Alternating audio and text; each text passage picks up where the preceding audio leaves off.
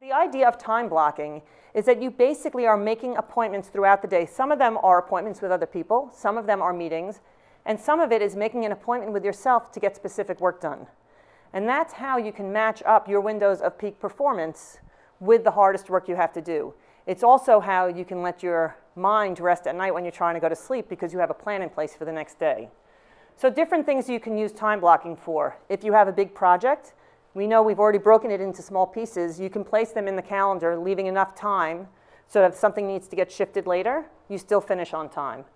Recurring tasks. If you have a weekly staff meeting, it should just be in there at that time going forward.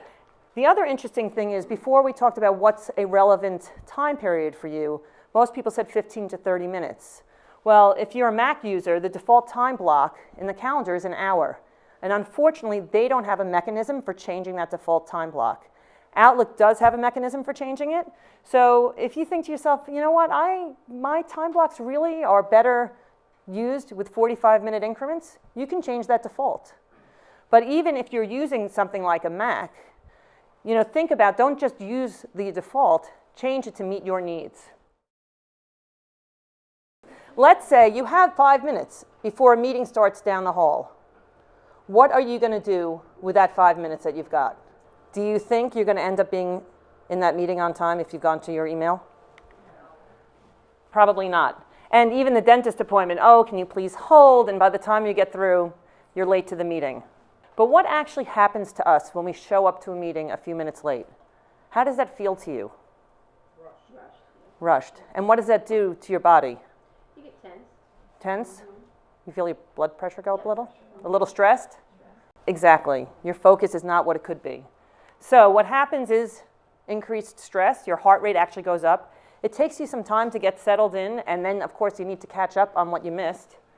You're basically not as ready to focus and participate, and just by checking that email, what you've done is you've reduced your effectiveness in that meeting. At the end of your day, before you leave the office, or before you go to bed, whatever works best for you, spend time looking at your next day. Look at what was supposed to get done today, maybe didn't get done because there were interruptions, or there was an interruption of something that was more important to work on, and you reprioritize what you have to work on. And you put those times into your next day. To-do items that end up in your calendar have a much higher rate of getting done. And then your calendar is basically your map, and it's going to keep you on track. If you hit a detour, do you change your destination? If you're on a road trip to Boston and there's a detour, you follow the detour, you get back on track. A plan is just a plan.